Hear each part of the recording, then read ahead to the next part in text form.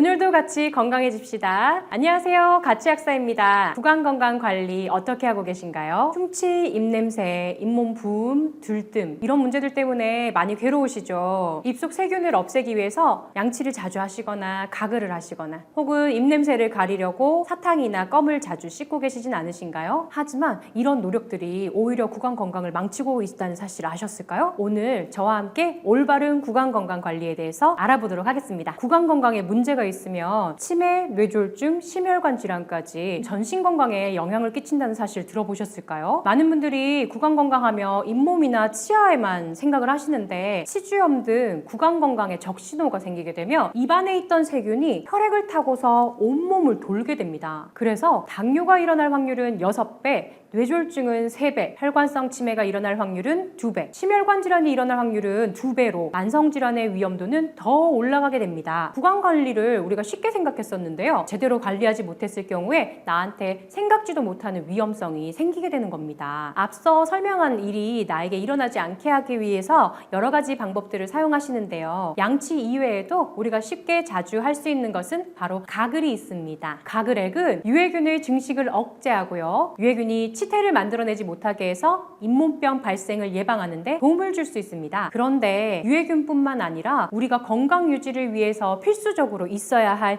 유익균까지 무차별 살균을 하는 살균제라는 것이 문제입니다. 그리고 가글액을 오래 장기적으로 사용하시다 보면요, 유익균이 죽는 것도 문제인데요. 그보다도 구강건조증, 입이 마르는 구강건조증이 생기기도 합니다. 입이 마르면 어떻게 되냐고요? 일단은 소화가 잘 안 되고요. 그 다음에 입냄새가 나요. 그리고 또 충치균이 더 잘 자랍니다. 그래서 충치와 잇몸 질환도 더욱 심해지죠. 그래서 우리가 건강을 지키려고 한 행동이었는데 그게 오히려 내 건강을 망치기도 합니다. 그렇다면 우리가 어떻게 구강 건강을 제대로 관리해야 할까요? 우리 몸에 유익한 균을 늘려서요, 유해균을 밀어내는 방식이 있습니다. 여러분들 장유산균 챙겨 드시죠? 장유산균 왜 드셨어요? 유익균을 우리 몸의 장내에다가 촘촘하게 박아두면은 유해균이 들어왔을 때 자리를 못 잡거든요. 그럼으로써 우리가 장내에서 생길 수 있는 질병들을 예방할 수가 있는 겁니다. 마찬가지로 구강에서도 똑같습니다. 유익균이 촘촘하게 자리를 잡고 있으면 유해균이 들어와도 자리를 못 잡겠죠. 그래서 유익균이 우세인 환경을 만드는 것이 중요합니다. 유익균이 하는 일은 크게 3가지입니다. 첫째, 치아에 달라붙는 유해균을 자기 몸에다가 붙여서 충치를 막아줍니다. 충치를 일으키는 균에는 뮤탄수균이라는 것이 있는데요. 이 뮤탄수균은 입안에 당이 들어왔을 때 점질성 물질, 끈적끈적한 물질을 만들어내요. 그게 곧 플라그가 되거든요. 근데 그 플라그는 충치를 생기게도 하지만은 치조골을 타고 내려가게 됐을 때 그 주변에 있는 혈관을 타고 이제 세균이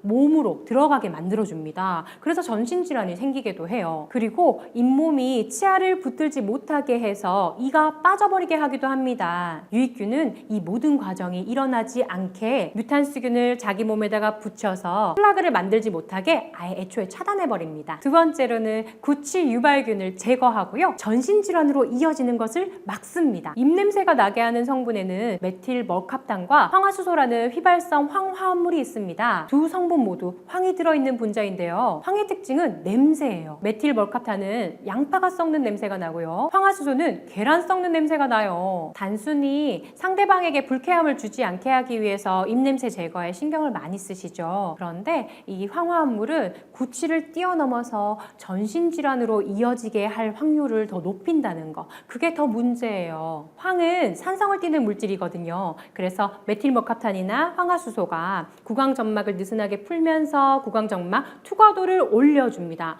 그렇게 되니까 세균이 혈관을 통해서 침투해가지고 전신질환, 이를 일으킬 확률이 더욱 올라가게 돼요. 그런데 유익균은 진지발리스균이 휘발성 황화합물을 만드는 유전자 부분을 발현을 억제합니다. 그래서 구취를 제거하게 하고 그로부터 이어질 수 있는 만성질환의 위험도까지도 낮춰줍니다. 세 번째, 이게 가장 중요한 부분인데요. 염증 반응을 줄여준다는 겁니다. 여러분들 잇몸이 붓고 피나고 들뜨고 치아가 흔들리거나 심지어는 빠져버린 경험 있으실까요? 그게 다 유해균이 일으킨 염증 반응 때문이잖아요. 유해균은 콜라겐 합성 시각성을 막아서 시야가 흔들리게 하거나 잇몸의 염증 반응을 높여서 구강 건강을 해칩니다. 유익균은 유해균이 만들어내는 염증성 물질들 인터루킨6나 8 같은 염증성 사이토카인이 생기는 것을 막아줍니다. 그래서 앞으로는 유해균을 무차별 살균하는 가글제보다는 유익균이 살기 좋은 환경을 만들어내서 유해균을 밀어내서 그래서 염증 반응을 줄일 수 있는 방법을 택하시길 바라겠습니다. 여러분, 양치를 아무리 잘해도요, 잇몸과 치아 사이의 치준항까지는 양치하기가 참 어려워요. 그리고 또 치열이 고르지 않은 부분 있죠? 그런 부분은 더욱더 세척이 잘 안 돼요. 그래서 앞으로는 유익균을 통해서 관리 사각지대까지